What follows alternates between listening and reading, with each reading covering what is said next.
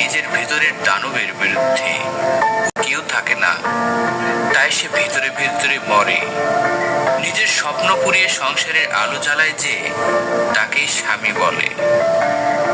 একজন পুরুষ কেবল তখনই আরাম পায় যখন তার পরিবার নিরাপদে ঘুমায়। পরিবারের কষ্ট বোঝার মতো কেউ থাকলে সে আর এত কঠিন হতো না। পুরুষদের কখনো কৃতজ্ঞতা চাওয়া উচিত নয়, কারণ তারা শুধু দায়িত্বই পালন করে যায়।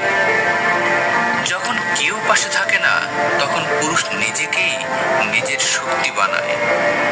তার ভেতরে কত ঝড় চলছে সেটা তার নীরবতাই বলে দেয়। পুরুষরা সবচেয়ে বেশি ভালোবাসে, কিন্তু তা কখনো ভাষায় প্রকাশ করে না। একজন পুরুষ সবার মুখে হাসি রাখার চেষ্টা করে, নিজের কষ্টটা গোপন করে।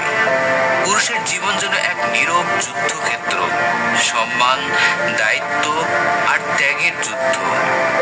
তার হাতে যতটা গিফট, মনে ততটাই খালি। পুরুষরা কাঁদতে জানে না, জানলেও সমাজে কাঁদতে পারে না। তার হাসির পেছনে লুকিয়ে থাকে হাজারটা ভাঙা স্বপ্ন। মা বাবা ভালো থাকুক, এই চিন্তায় শত ঝড়েও হাল ধরে একজন ছেলে। ছেলেরা ভাঙে, গড়ে ওঠে, আবার ভাঙে, তবুও দায়িত্ব ফেলে দেয় না। পুরুষেরা সমাজের নায়ক নয়, নিঃশব্দ যোদ্ধা। একজন পুরুষের সবচেয়ে বড় প্রশংসা, তুমি আমার পাশে ছিলে। তার জীবন সবার জীবন চালাতে গিয়ে শেষ হয়ে যায়। ছেলেরা ভালোবাসে দায়িত্ব দিয়ে, কথাই নয়।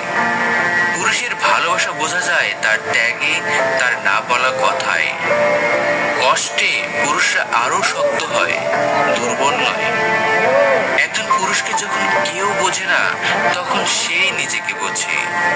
কেউ প্রশ্ন করে না, তুমিও কি কষ্টে আছো? একজন পুরুষ কখনো ছুটি চায় না, সে শুধু দায়িত্ব পালন করে। তার জীবনের সবচেয়ে বড় বিজয় তার প্রিয় মানুষগুলোর মুখে হাসি। পুরুষ কখনোই নিজের কষ্টের গল্প লিখে না, সে শুধু বাস্তবতা করে। যখন পুরুষ কাঁদে, তখন পৃথিবী কিছু হারায়। পুরুষের নীরবতা মানেই দুর্বলতা নয়, সেটা আত্মনিয়ন্ত্রণ। সে যত বড় কষ্টেই থাকুক, বলে আমি ঠিক আছি। একজন পুরুষের সবচেয়ে বড় ভয়, সে যদি না পারে তাহলে পরিবারের কি হবে। পুরুষ মানে ভিতরে ভাঙা, বাইরে শক্ত। সে নিজের কথা বলে না, কারণ তার দায়িত্ব পাহাড়ের মতো। পুরুষের কষ্টের দাম নেই, কারণ সে দাবি করে না। তার সকাল শুরু হয় পরিবারের জন্য,